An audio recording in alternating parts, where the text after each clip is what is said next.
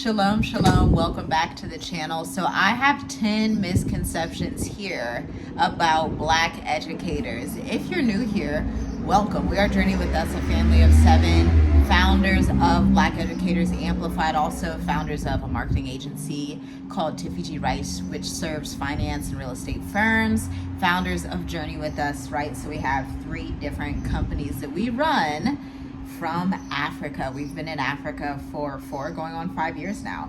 And so we were looking back at the data for Black Educators Amplified.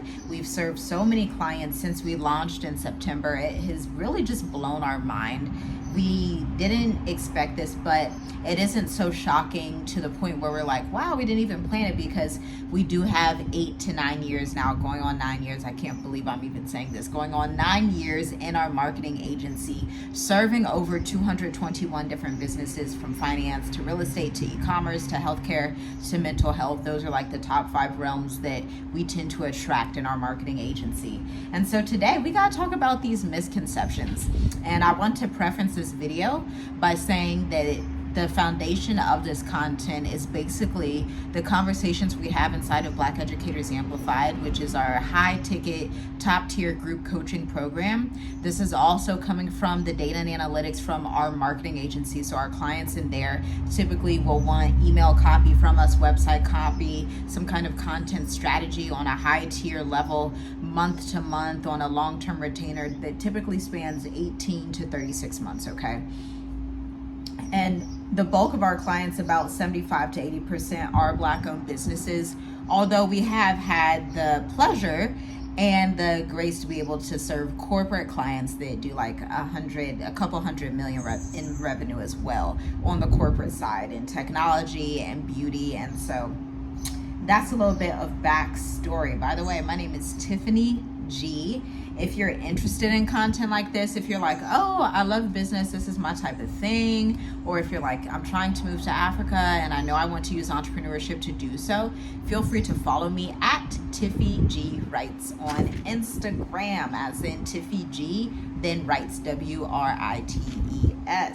So let's talk about this, because there are a lot of misconceptions with educators that can really just ruin your plan to become an entrepreneur before you even get out there, collect your revenues, sign your clients, get funding in your business, right? We have experience with funding in our business, grants, small business loans, and then we've had a couple of clients who are able to get their grants and their things like that to invest in their marketing and business development. I also want to preference by saying, if you are a new entrepreneur, understand that marketing is the lifeline of your business. Without marketing, you don't have a business. There's a difference between a hobby that you really, really enjoy, that's just fun to do, but you don't get paid for because you're not able to produce sales, and having like a full throttle company that produces sales on a month-to-month, consistent, structured, strategic basis based on your sales engineering, okay? So let's jump in and discuss some of these misconceptions. I'm actually coming from a blog that I wrote recently on tiffygwrites.co. That's our marketing agency website, and all of this data is pulled from the clients we have worked with in the firm, okay? And so number 1, the main misconception: Black educators are only effective with Black students. And this is such a strong misconception, because we as a people, whether you're in Africa or you're not, we as a people have always taught people of different nations, whether we were teaching people in ancient Greece, ancient Rome, teaching people during the Middle Ages and the dark times, the dark ages, as you would like to call it, what historians call it, when Europe was in the Black Plague. We were always the educators that would come in and elevate other nations, right? That's why our ancestors were brought in slavery, built the White House, made the telephone, made the dryer, there's just like this entire list of inventions. But we have come to a place in society, especially in Western society, where we forget all of these things due to microaggressions, racism, all of those things. And we have forgotten that we are the educators, the creators, and the experts of the world. And so our place is not only in teaching Black students, but teaching the entire world. The reality is we bring unique perspectives and experiences, not only to the classroom, but in a consultancy capacity when we're working with school districts, when we're working with government agencies, when we're working with hospitals, when we're working with HR agencies, whatever those firms are, we always bring a high caliber of excellence, right? Number 2, misconception. Black educators are only interested in teaching about Black history or culture. This is such a big thing because when you actually look at the degrees that our community gets, it tends to be like something in social studies, the arts, music, and we don't always preference STEM fields or healthcare as much. Those things are starting to change. I know I come from a family of both teachers, healthcare experts, and entrepreneurs. But I want you to really think about this and think about, for the next generation, are there going to be certain subjects that you say to your children, hey, we need to preference these buckets of subjects as a community, as a family, so that we can dominate this market. This is what it means to be on code and what it means to really be strategic about what we are doing, because we are qualified and passionate about a wide range of topics. We are scientists, we are health professionals, we are innovators, but sometimes we only see our people, or the vast majority of us, going into social justice. Not that anything is wrong with that, but I believe that we can perform social justice also in our entrepreneurship and business capacity. It doesn't have to be 100% nonprofit social justice. You can put social justice in with your business, and as the scripture says, don't let your right hand know what your left hand is doing. When you're doing good and you're giving to the poor, don't make that the forefront of your business. Make that something that you do personally and secret and private for the Most High, right? Don't make that like the full, hey, look at me, I'm out here giving to everybody, right? That's literally what the scripture says. And so it's better if you use your expertise, or you become very skilled in a top-notch skill set going into this next decade, because we're already seeing with the age of AI, there are repetitive jobs that are guaranteed to be replaced. And the people who can create a high-touch experience in customer service, in innovating and packaging different products, in tourism, in real estate, in business development, communication specialties, they're going to be the ones that are preferred and that are basically thriving in this new age, okay? Next, let's look at a quick breakdown before we get to number 3. I want to talk about like the 9 types of clients we have had in Educators Amplified in 2024. 4th grade literacy teachers, communication specialists, literacy writers, literacy teachers on a different level that don't just preference grade level and niche down in that area, a relocation expert, a massage therapist, functional medicine expert, second language consultant, and finance consultant. So these are like the 3 realms that we have attracted in our latest program, Black Educators Amplified. And I wanted to dissect that and discuss that because this shows you a data point. This is something that you need to be doing in your own business. If you are somebody that has been in business for at least 5 years, ideally you should be going back to look at your data points to see, okay, I literally did this exercise like last week. I looked from 2020 to 2024. I wish I had the notebook here so I could show you. Actually, I may do that in a separate piece of content. But I would literally take my notebook and I divided it into 4 sections. I went 2020, 2021, 2022, 2023. But then I also left space for 2024. So I looked at the past 5 years data and analytics to see the type of clients that we dealt with, because we've increased our revenue over time by working with less clients. Now you might say, how did you do that? Because we have more longevity with the clients that we have. So instead of doing like one-off projects, we don't even offer things like that anymore, because it's not beneficial to our clientele when they're like, hey, I actually want something that's literally going to take me from point A to point D to point M to point P to point Z, right? They literally want the full scope. And so we only offer top tier packages. We're not doing one-off services. We're not doing like lukewarm services. We are in it for the people that are 150% in it for themselves. Because let's be honest, we're at a place in the Black community and the African community where we can't be lukewarm. And if you are, then we're probably not the people for you, right? And so that's just like a quick glimpse of exercise that you can do if you've been in business for 5 years. By the way, if you have been running your company for 5 years and you're like, man, I feel like I'm at a sit still, I'm looking at my website. I feel like I need better positioning. I'm not really sure what to do. You've been trying ChatGPT. Now you're understanding it's not really working. You're not getting the bookings you want. Feel free to schedule a free strategy call. We'd love to talk to you for 15 minutes to see what your best path of progress would be moving forward, okay? Next, misconception. Black educators are less qualified than their non-Black counterparts. This directly stems from racism, let's be honest. Let's just be honest. And it's not true. And we have this thing in our mind because we've been, oh my goodness, y'all, we're about to lose the phone, okay? But we've been indoctrinated in Western society to believe that we are not good enough or to think that we cannot do things as well as other people. And we are more qualified. I'm gonna tell you straight up, we are more qualified, 110%. We are extremely qualified because we have had to climb the corporate ladders, the business ladder, the W-2 employer ladder, far beyond what our non-Black counterparts have had to do just to make it in Western society. Correct? Am I right or am I right? So we could just like drop that right there because that just is what it is, overqualification. Number 4, Black educators are only hired to meet diversity quotas, and this is why entrepreneurship is so important to me, so important to my family, to our legacy, for our children, for our community, because you cannot pass down a 9-to-5 and you do not want to pass down mental health issues on workplace racism, microaggressions, right? These are things that we should not just be telling our children, yeah, go get a job in corporate America and struggle with mental health your whole life because you're in the corporate American system, right?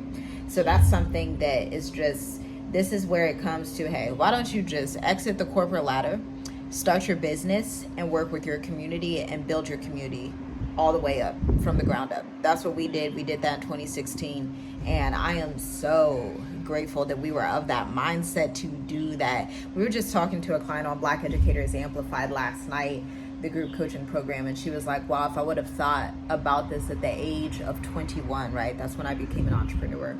My husband was 23 at the time.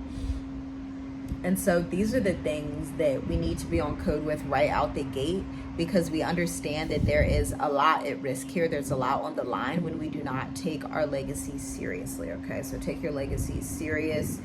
We are a skilled, phenomenal people, but you don't need to beg for a seat at the table or beg for anyone to see your skill set.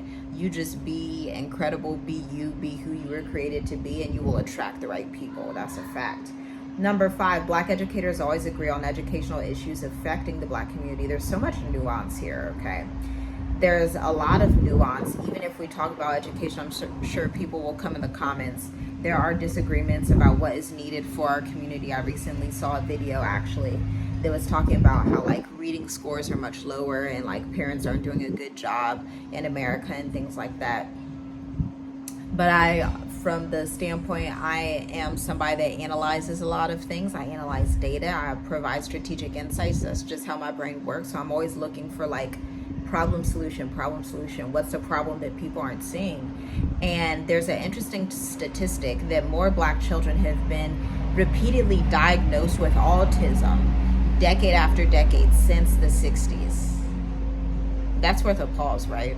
So that's literally telling us it's not that Black children can't read, but Black children and American children are not even being in the classroom settings. More often than not, they're being put in these gifted learning settings, being put in these other rooms where they're like, oh, you can't really learn. Let's just keep you there so you don't have to do anything hard.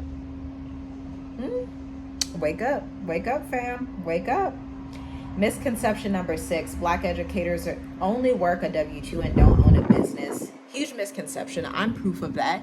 There are a lot of entrepreneurs. I mean, you could look at Jerisha Hawk. You could look at Rachel Rogers. You could look at so many Black-owned businesses that are thriving, and not just women-owned. I'm just a woman, so I tend to look at women-owned businesses. But there's brothers owning companies as well.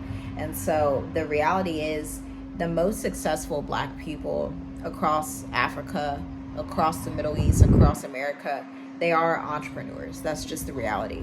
Because again, you can't pass down a 9-to-5, right? While some work in traditional teaching roles, a lot of people have begun establishing companies, educational consulting, curriculum development, professional development training, something that you would offer corporate clients, healthcare tech clients, education technology clients, finance technology, government technology, tutoring and test preparation services, and now even medicine, right?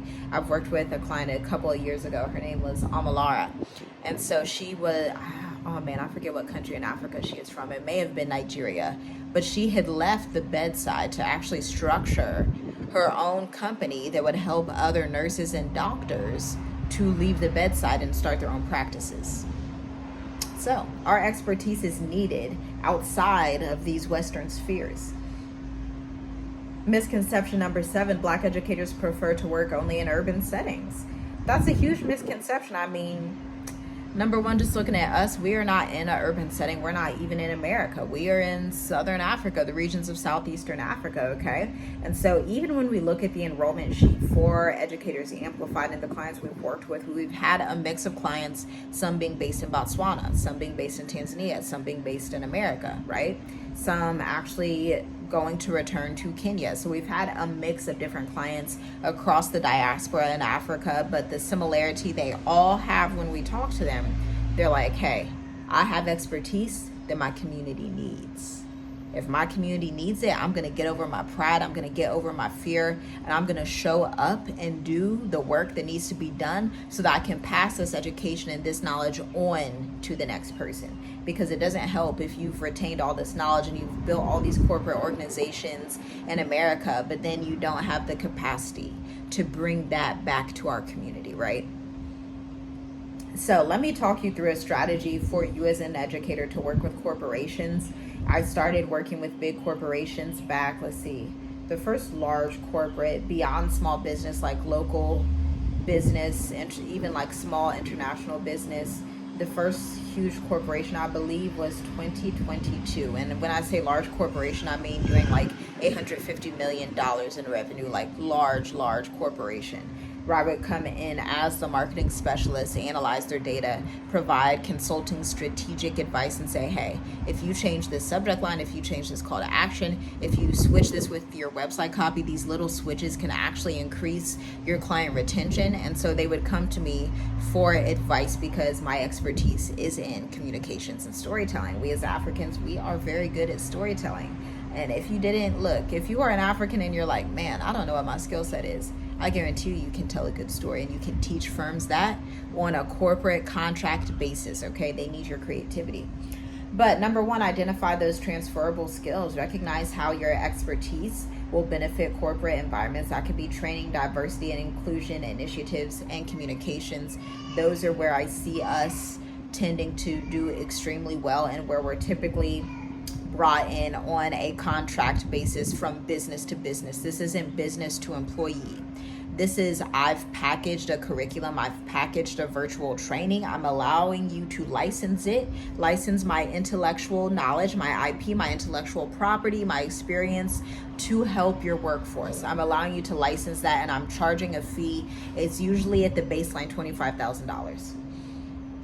Next, develop a consultancy offer, create a portfolio of services tailored to corporate needs such as cultural competency training or educational program development, right? So that's pretty self-explanatory. Network and market, attend industry events, join professional associations, and use LinkedIn to connect with potential corporate clients. This one made me smile because I want you to think outside the box with this. Me as a mom of 5, and I've been a mom for a very long time, okay? I actually had my first child at 15 years old, so I've been a mom for a long time.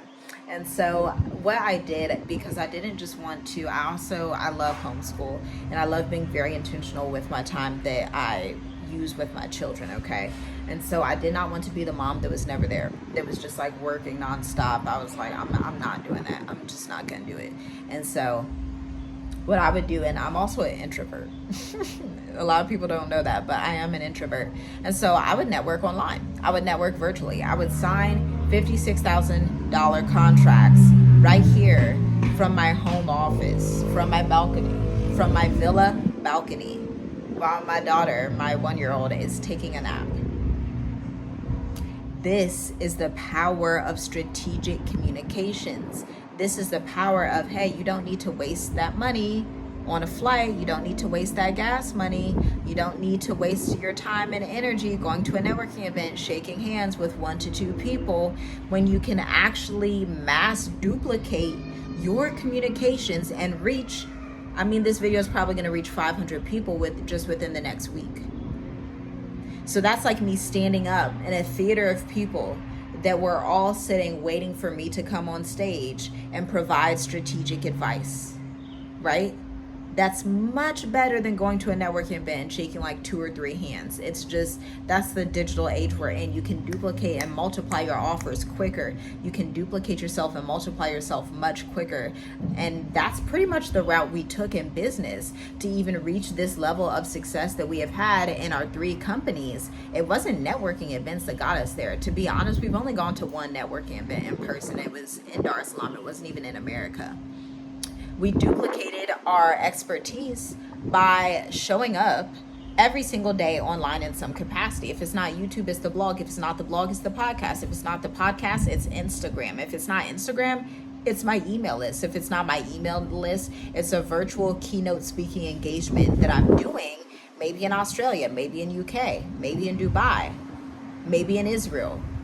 But people are seeing us without us having to lose lots of money, spend lots of energy. You want to leverage your time and resources wisely. We want to think smarter, not work harder. Think smarter. You got to be strategic. And then start small. Begin with short-term projects or workshops to build your reputation and gather those testimonials as social proof. Now, this is where, and this could be a space where you're like, if you've been in business a while, you have at least 5 to 10 testimonials, you have at least 5 to 10 clients that you've already worked with. This is where you want to get into case study writing. I do this for our agency clients, okay? One of our finance clients, we will write a case study every single day. I'm not playing. Because she works with so many different people in her firm, has so much success with her clients. So I told her, hey, let's replicate this and let's write these case studies every single day. We send them out to her email list of 20,000 people, right? But for you, that looks like, hey, let me start small and build my reputation, then slowly start to collect those testimonials. Once you have a testimonial, you don't just say, okay, look, here's a testimonial. Now you need to master case study writing, or you need to invest in someone who knows how to write a proper case study that can take that prospect to see the back context, what their life was like before working with you, what it looked like to work with you, what it looked like after working with you, what their possible outcomes could be a year, 2, 3, 4, 5 years later. That's strategic storytelling, strategic marketing, okay? And continuously educate yourself. We have reached this level of success in business because we are always educating ourselves. I'm always reading books, always. There's not a day that goes by that I do not read a new book or continue a book that I've already been reading. I'm always investing in our business. My husband's always investing in our businesses. We're in a membership right now with real estate investors in Ghana, Dubai, and across the world, and Maldives. Why? Because we're a real estate and finance marketing firm. So we need to be in rooms where those people are. We invest all the time. There's probably not maybe 2 months out the year where we're not actively investing.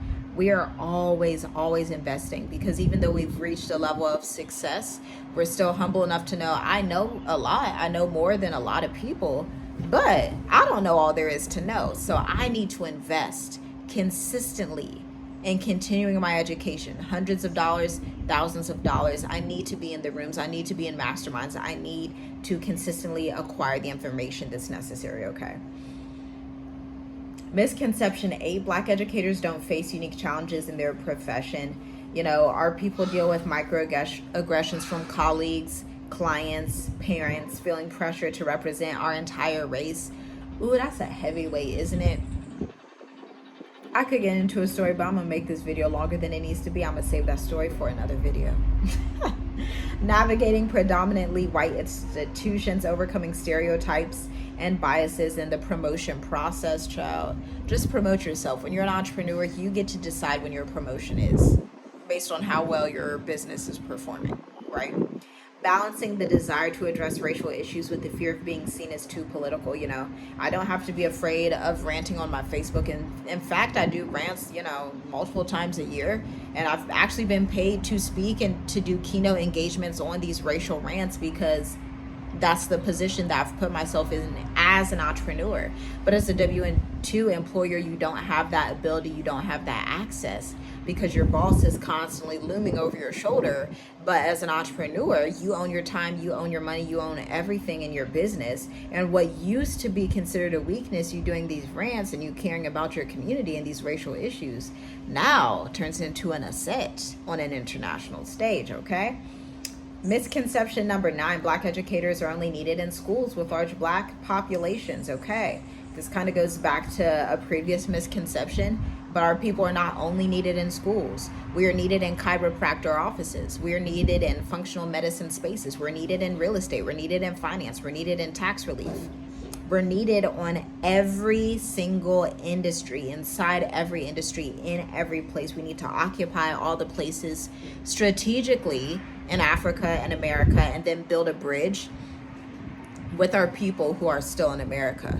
That means people that were born in America who are African and people who moved to America that are African. Strategic relationships. That's something we do in our agency. By default, we just automatically have those strategic relationships because that's the type of clients that we attract, okay? Lastly, Black educators are only thinking short term. This is a misconception, but it's also a bit true. There's a small market of us that do not think short term, that will think 5 to 10 years in advance. But there are plenty of us that also, that just aren't used to thinking on that level, trying to get out of survival mode, okay? Many Black educators need to think beyond the immediate future and develop 5 to 10 year entrepreneurial strategies that not only impact local communities, but impact the whole globe. So you're saying, man, I would love to get 50,000 in funding. I would love to get 100,000 in funding. I would love for this business to consistently make 80,000, 100,000, 120,000, 150,000, 200, $300,000 a year. But you're thinking too small. You need to expand your mindset, okay? You need to expand your mindset, and the only way to do that is to strategically plan out the next 5 years in your business, okay? So you can check out this blog down below. It is super actionable. It's very in-depth, and we have loads of other content. We have like 400 other blogs. If you wanted to binge all of that content, you are invited to do so on tiffygwrites.com. And yeah, check out the links in the description. I invite you, if you want a one-to-one session with us, one-to-one, like me and you talking, to get your sales engineering, to move you from it doing at least 50K in business to doing 150K in business based on your product marketing, based on your offer suite, looking at your offer suite, looking at your social media marketing calendars, looking at your marketing strategy, critiquing it to create a sales engineering process. This is what we do in corporate sales. We actually go in and create a process where, let's say a tech client wants to go and make another 50 million. What they're going to do, they're going to strategically roadmap and break it down backwards and say, okay, how many clients do I need to reach that, so that I can have repeated success? This is how we need to think if we want to be on code as a community. So if that resonates with you, I invite you to check out the link in the description, schedule a free 15-minute session to see if we would be the right fit to actually accelerate your brand and your enterprise and your legacy in 2025 and beyond. Talk soon.